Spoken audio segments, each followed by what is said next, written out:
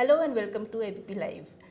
The big news today is what everyone is talking about since last night is how the Taliban have banned women from their universities. Well, no surprises there.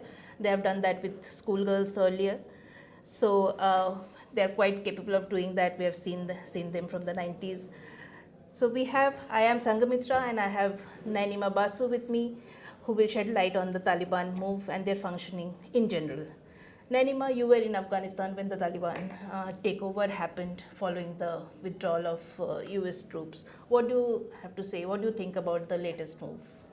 Well, while all the world leaders, and thank you for doing this, Sangamitra, but this has come as a very worrying development, I would say, because while the world was waiting for the Taliban to reopen the secondary schools for girls, and when that pressure was building up, they said, okay, we will do it pretty soon. And while women are there in universities, why is the world getting so concerned? But today we are seeing that they have now shut down even the universities, from women from going there, and right in the middle of the semesters that are going on there.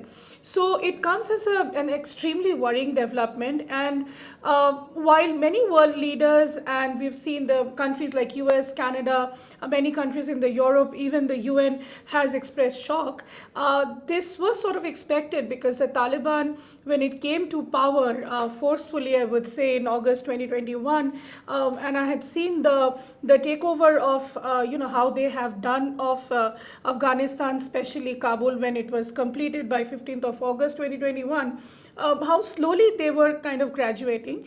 And while they were taking over provinces after provinces, they were unleashing the same kind of terror that one had seen when they were in the power in 1990s. So it was quite expected that they will take such a regressive step, and the fact that the U.S. Has signed a peace deal with the Taliban. Gave an impression maybe this is going to be a Taliban 2.0. We can see that this is nowhere near that, and ultimately Afghanistan is going back to the dark ages. So the Taliban at the time of the takeover, they had said that it's going to be a very softer rule. It will be much different than what they were at that point of time earlier. The earlier Taliban that we knew. So this is nothing soft, definitely, isn't it?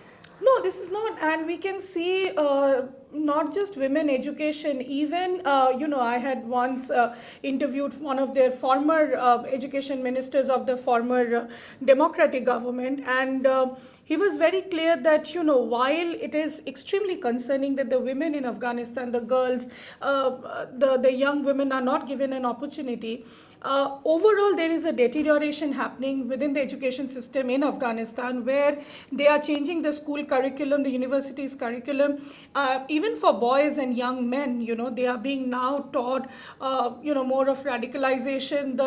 The modern syllabus that was there for the past 20 years, they're all sort of getting wiped out.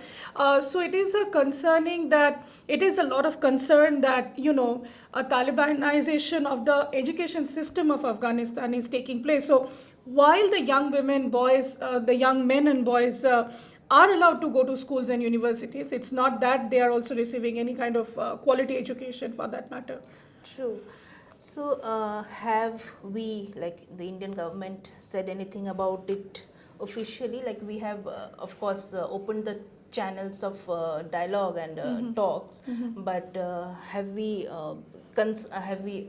expressed our concerns or anything? Any official comment has it come? So, you know very well that, how the Indian mission there in Kabul and all other consulates that we had in Mazar-e-Sharif, Jalalabad and Herat had been shut down. But then now, gradually, the Indian government also started to open up direct channels of communication with the Taliban after the interim government that the Taliban set up in Kabul, and India reopened its mission there. So, I mean, in a way, there is this conversation going on if a normalization of ties can happen, at least with the smoothening of the trading system and other things. But then India has not really officially reacted on these steps. But yes, India has been part of the larger international community, calling out the Taliban, telling them, pushing them to adhere to the international commitments that they have made, which includes providing education to women. But then India's larger concern, of course, is the fact that Afghanistan should not become again a hub for terrorism. Right. Thank you very much, Nainima Basu. Thank We you. will come back with more on foreign affairs.